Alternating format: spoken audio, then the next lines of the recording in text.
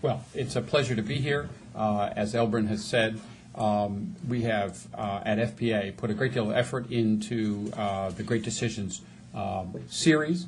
We try very hard to present issues as objectively as we can.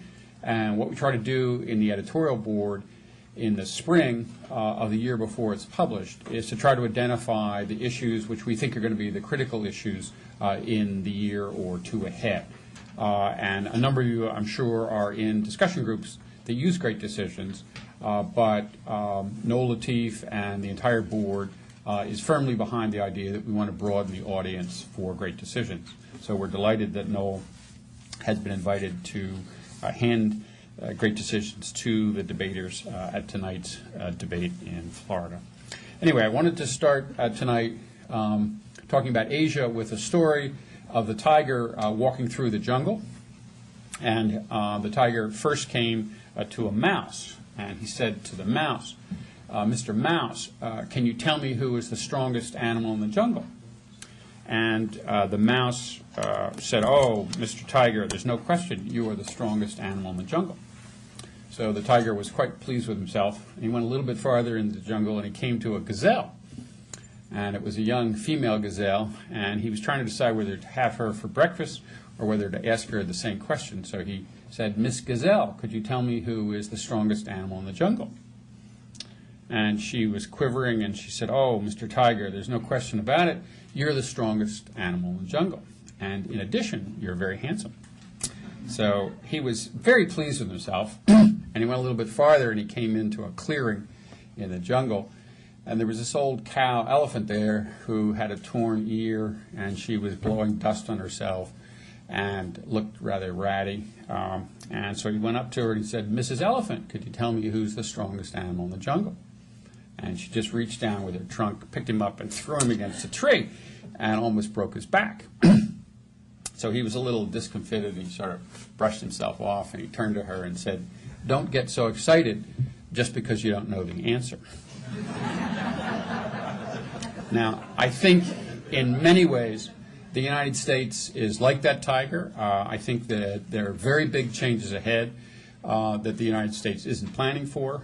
Certainly, if one reads the defense planning guidance for the U.S. government or the major national security statements which have been put out in the last few years by the current administration, they are really not cognizant of the fundamental changes which are ahead. So what I'm going to try to do tonight is give you a sense of how the economic vibrancy in Asia is likely to affect us, how it's affecting change inside Asia, but also how it's likely to affect the United States.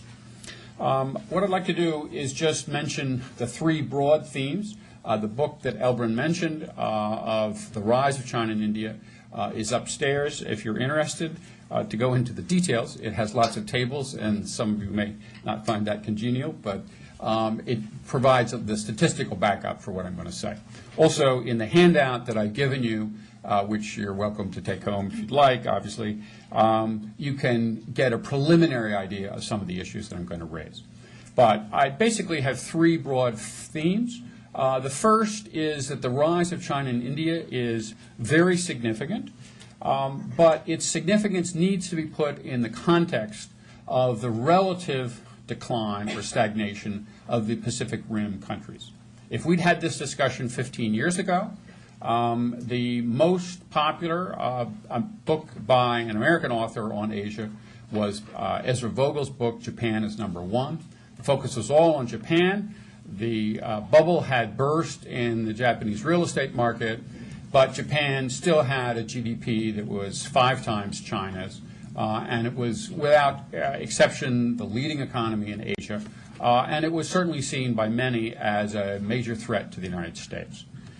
In the same way, the dynamism of the smaller countries in Asia, South Korea, Taiwan, Hong Kong, Singapore, and then subsequently the ones in Southeast Asia, led to a large number of books and articles on the four tigers, etc.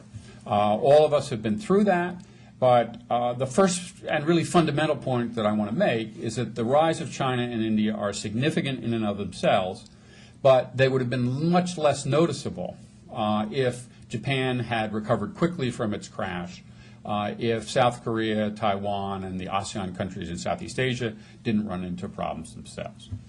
My second major point is that China has changed its own strategy for dealing inside East Asia in a very significant way. It's changed it militarily, it's changed it diplomatically, and it's changed it economically. Now, when we get into the tables and we get into the discussion, I'll give you more details. But in the late 1980s, China was taking a relatively pugilistic approach to dealing with its neighbors. When it wanted to move into the Spratly Islands, it simply attacked the Vietnamese who were there, took over a place called Mischief Reef in 1988. When they were having trouble with the Taiwanese, they fired some missiles off the Taiwan coast at the time of the election of 1996. In general, took a relatively harsh view towards its neighbors. That they have changed dramatically, and we can go into some of the reasons for it. But they have also dramatically changed the way in which they're dealing with their neighbors economically.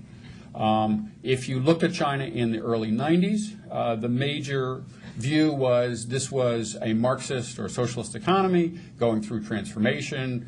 The question was how quickly could it reform? But it was basically an inward-looking society, and there were isolated pockets of modernization along the East Coast. But certainly the dynamism and the modernization that we're all familiar with in China today had not been launched. And certainly at that stage, China was not an open society. However, by the early turn of the century, in 2000, 2001, China becomes much more confident, opens itself dramatically to trade, and even offers a free trade agreement to all the countries of Southeast Asia, and actually moves ahead of Japan in terms of openness to countries in the region. And this has had an enormous effect within the region. And again, we can get into this if you'd like. Now, my third major theme is that the U.S. Is headed for trouble ahead. The reason I mentioned the story of the tiger is that a country that has the world's largest trade deficit, is the world's largest debtor, has run a budget deficit for 29 of the last 30 years, and has a very serious set of problems in its financial markets, is not the country who can necessarily tell others how to behave. So there's an enormous disconnect between the rhetoric and the assumptions of much of the foreign policy community and the economic underpinnings of what's happening in the U.S. today. And that's going to have a fundamental effect on the region. Secondly, Japan is still having problems. The Japanese economy is still twice the size of the Chinese economy, but Japan's problems are significant enough that it's not likely to move quickly into leadership again in the region, and China, for a number of reasons, has the diplomatic edge in negotiating. That leaves the smaller countries of the region, South Korea, Taiwan, Southeast Asia, looking for a protector, a guarantor, and that leads us to our conclusion, which is that there are two aspiring nations in the region that where the political elites support major power status, where they want to play a larger role, where they have dynamic economies, and where they definitely want to move to center stage. And those two countries are China and India. So those are the major themes that we're going to turn to. I'd like to just go quickly through some of the tables so you get a sense for the magnitudes. I'm not going to try to go into every detail, but it'll give you an idea of what's involved. The first table looks at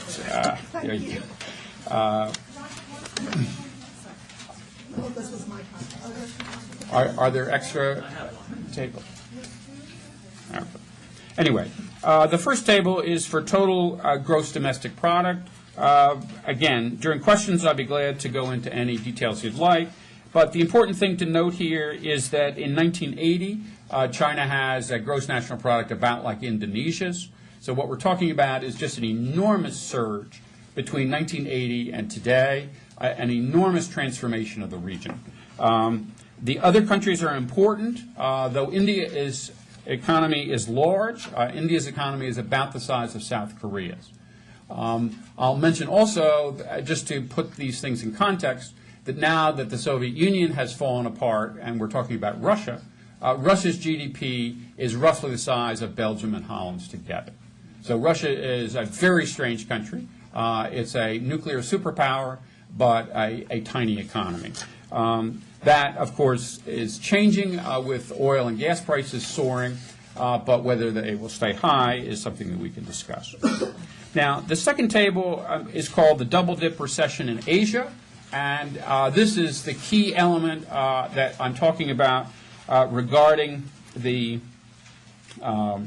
failure of the smaller countries in Asia to recover from the '97 recession.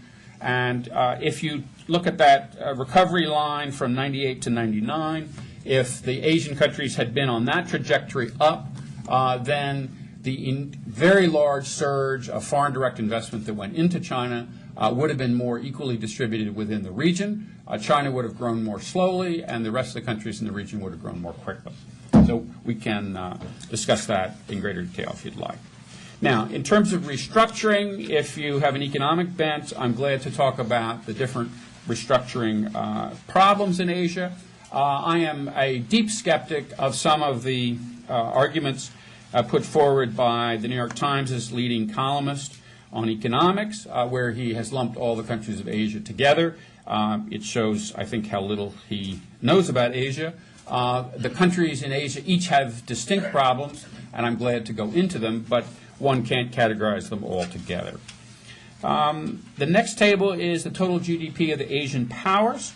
The reason why this is important is to get a sense, again, for what I mentioned earlier, for the fact that Russia is a nuclear superpower, but is not an economic superpower, and a country like South Korea, if it chooses to go ahead with a modernization and transformation of its military, can do many things that larger states have often been assumed to do in the past.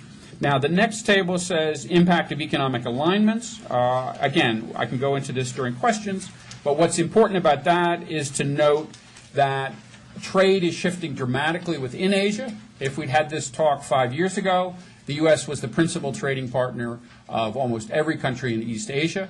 Today, China is the principal trading partner for those same countries. Now, the U.S. is still absolutely critical, and the irony is that the U.S. is the leading trading partner for China. So the other countries of Asia are trading to China. China is still very much focused on the U.S. Now, the other element, and it's one of the themes that I'll try to bring out later as we discuss these issues, is that China's trade with the U.S. is growing at 30% a year, and China's dependence on trade, in other words, the percent of its total GDP in trade, is actually growing. So this is clearly an unsustainable situation as well. The U.S. can't absorb Chinese exports at that rate on a continuing basis. So when you read, there's a wonderful fluff piece in the current Atlantic. For those of you who are followers of the Lair show, you have heard that piece promoted last night. I won't mention the author, but I mean, it's total fluff. China isn't going to be able to continue on the strategy. China is going to have to change. They're going to have to increase their internal consumption. They're going to have to change the direction of their trade. And big changes are ahead in that regard as well. Now, let me just end by mentioning the issue of ASEAN exports. This happens to be a UN table, and therefore it has political euphemisms in it. So instead of China being highlighted, China is listed under developing countries. Now, the reason why this table is important is to get you to notice that if you were in Southeast Asia and you were trying to decide where you wanted to export products, there has been some modest increase in exports to the U.S. and Canada, to Europe, and to Japan after '97, but the big surge has been to China. So if you were a young person in Southeast Asia and you were trying to decide what languages do I want to learn, what contacts do I want to build up, where do I want to focus my attention, it would be pretty simple to answer that question. The next table deals with foreign direct investment. I won't go into that, except to note this enormous sort of triangular-shaped hat there. For those of you who are really China aficionados, this is called the round-tripping event. This is when China allowed wealthy Chinese to take their money out of China, put it in Hong Kong. They left it there for 6 weeks, and then they brought it back. They wanted to make sure they could put it in foreign banks. And so you see this big surge into Hong Kong, and then all the money is taken out. So anyway, the regional institutions we can discuss. The critical element there is that China has gone from being a country which is seen, or which was seen as challenging and potentially a problem, to a country that is helping them solve problems, and I'll try to explain that. Now, in terms of the strategic issues, which I want to end on, you go 2 more tables and you'll see the ability to sustain the rise to great power status. My argument is that Japan, China, and India can all do that, but I think there's no question that China and India will do that. It's uncertain what the Japanese response will be. Now, in terms of strategic options, and this is where I want to end, I'm saying that there are essentially 4 very broad strategic options that could be pursued in Asia. The current administration is saying that U.S. dominance will be there indefinitely. There are some of the leading advisors to Democratic candidates, like Joseph Nye, has written a book called Bound to Lead, implying this is going to go on for a long time. My view is that it will not go on for a long time. There are going to be significant adjustments ahead, and I suggest 3 alternatives. One is some kind of leadership from the U.S., Japan, and India together in some kind of informal grouping. I don't think an alliance is very likely, but I think some kind of informal groupings will be.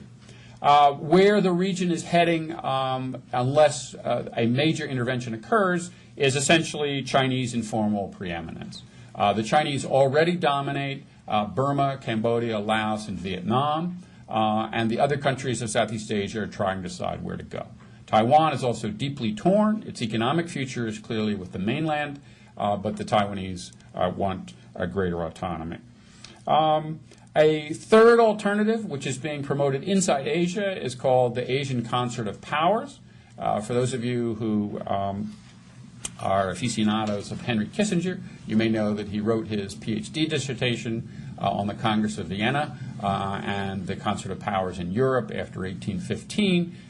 There is a lot of discussion about whether Asia will be able to pursue that kind of direction itself. I think there are some pros and cons to that. I'm not convinced that it's a workable solution, however. So why don't I end there and turn to your questions.